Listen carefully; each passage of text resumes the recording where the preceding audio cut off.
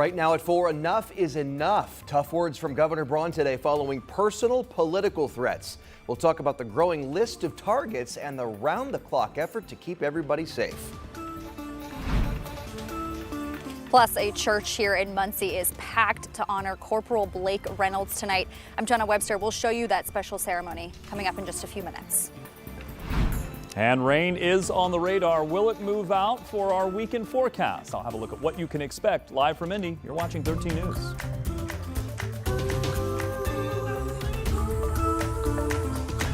More Indiana lawmakers say they have been the targets of threats, and now so too has the governor. Thanks for joining us at 4. I'm Dustin Grove. And I'm Felicia Lawrence. Governor Mike Braun posted on social media today he and his family have also been threatened in recent days. 13 News State House reporter Emily Longnecker is here with what's been happening, who's being targeted, and why. Any answers here? Well, you know, the governor, now the most recent, he made the announcement about the threats this afternoon, saying, as you said earlier, he said enough is enough of the threats. And I talked to him yesterday about the growing number of them that were happening with lawmakers. And at that time, he said there's no room for it and said hopefully it's going to end. But of course, that's not what we have seen happen. At this point, 7 Republican state senators have come out and said they've been threatened in some way in just the past 6 days. The threats started last weekend with Republican State Senator Greg Good. He was the target of a swatting incident where someone called police and told them there was a domestic violence incident going on at Good's house. When police showed up, they learned that wasn't the case. The incident occurred hours after President Trump posted on Truth Social saying he was disappointed in Indiana Senate Republicans for not wanting to redistrict. In the post, the president called out Good and Senate President Pro Tem Rod Bray by name.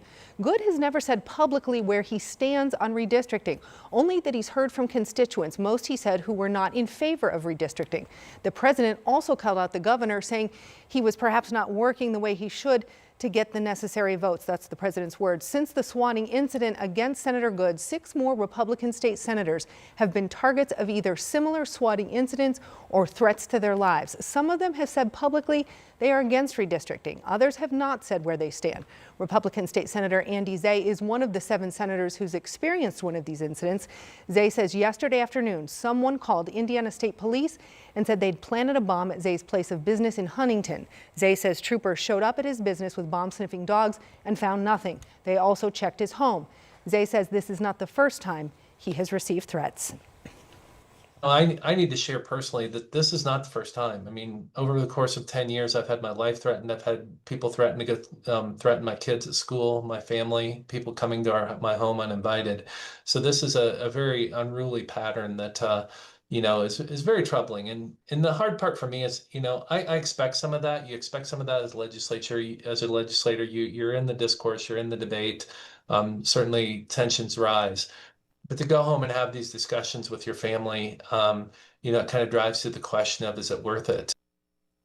Yeah, something Zay said he's asking himself. Lawmakers on both sides of the aisle have condemned what's going on. That includes both Republican House Speaker Todd Huston and House Minority Leader Democrat Phil Giaquinta. They put out a joint statement today calling what's happening completely unacceptable. They said this is no way to express political disagreement. They called for it to stop. Now, coming up tonight at 5, we'll have more on what the governor is saying about all of this. Well, we should all agree that this is unacceptable and awful, not just for these lawmakers, but also that it's their families that we're talking about as well. That's right. That's what I immediately think about, is just the families. Yeah. All right. Thank you so much, Emily. Happening right now, a final farewell for Corporal Blake Reynolds. He was hit November 12th while helping out a semi-truck driver on I-69 near Gaston. That's in Delaware County. The 31-year-old later died from his injuries. And there is a public viewing taking place right now in Muncie. Jenna Webster has been there all day and has more on the viewing and today's flag presentation. Jenna.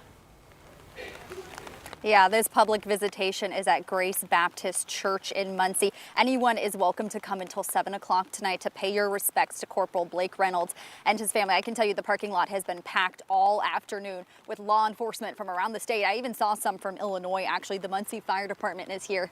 And all this outside, the flag flying at half staff.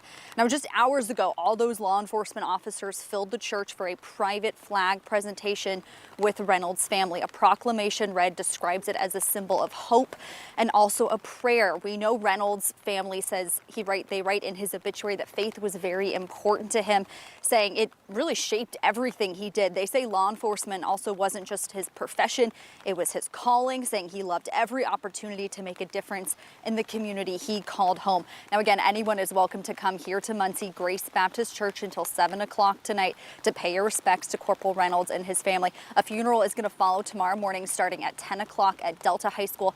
That's where Reynolds graduated in 2013. From there, a procession is going to stop at Delta, the Community Justice Center, before going on to the Jones Cemetery will be his final resting place. Everyone is welcome to come and line that procession route again to pay your respects. We will be streaming that funeral. You'll be able to watch it yourself if you can't come. If you'd like to pay your respects tomorrow morning on WTHR Plus starting at 10 o'clock, guys.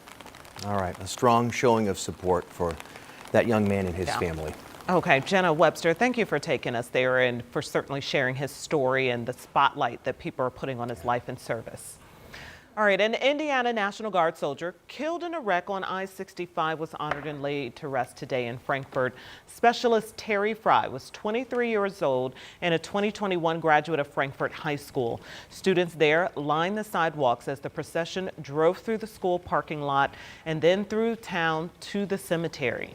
The procession also passed under an American flag at the Frankfort Fire Department. Fry was part of a convoy headed to weekend training last Friday. The military Humvee he was riding in wrecked with an SUV and a truck hauling a trailer on I-65 in Boone County. And this afternoon, an investigation is underway after police shot and killed a man in Lafayette, which happened just after midnight at an apartment complex on the east side of town. Our Ashton Hackman got to the scene early this morning. Ashton, what have you learned? Nearly 10 hours after the shooting, investigators were still on scene collecting evidence and documenting everything that they could. Lafayette police tell us no bystanders or officers were injured in this shooting.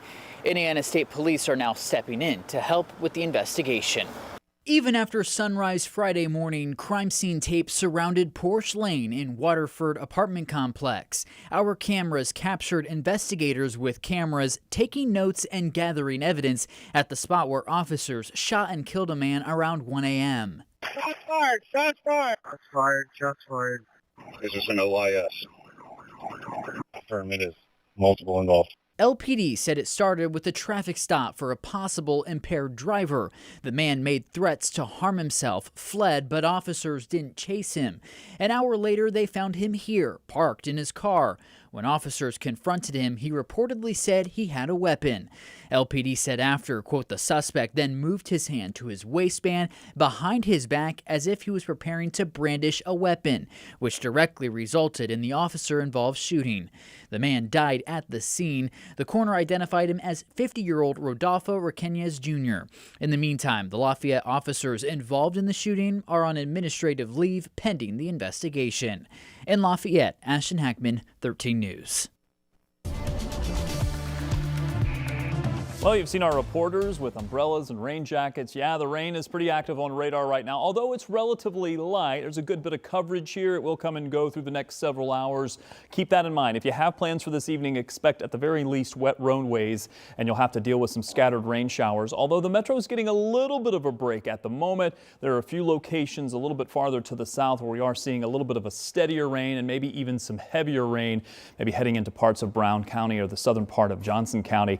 Outside of that, it's watching the rain try to move out of here and then see our temperatures adjusted by that. 40s and 50s. This is pretty close to where we were yesterday, although maybe a degree or so warmer. A couple of more 50s on the board here. Temperatures expected to stay pretty mild as long as those clouds are going to stay in place. And unfortunately for Friday football, probably the worst Friday night football we've had, but that's not saying a whole lot because we've had some beautiful Friday nights over the past several weeks or so. Temperatures in the 40s and expect the rain showers to continue. Overnight lows tonight down into the 30s, but that's after the rain moves out, so keep that in mind. As far as what to expect for traffic, well, the rain is having an impact.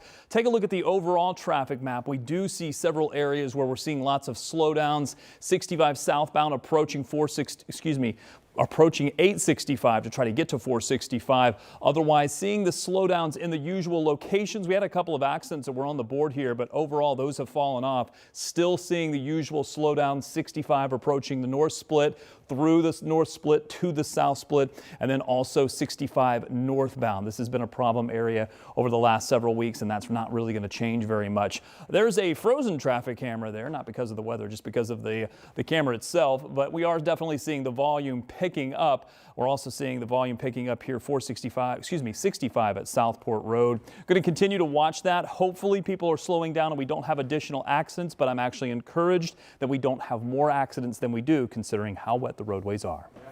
For sure. All right, Rob, thank you. Well, Rob mentioned that this might be the first Operation Football where people have to bring an umbrella to the game tonight. Which is pretty amazing Yeah. because it's been 10, 12 weeks, 10, 11 weeks, a long time. It's a good run. Yeah. Dom and Eli have a preview of our game of the week, Warren Central and Brownsburg. Hard to believe we made it, 13 weeks with pristine weather and now it's going to rain? Semi-state week? Are you kidding me? What gives? I know. What's up with that? Come on, Angela. You're killing us. No, I'm kidding. Hey, all right. Semi-state week.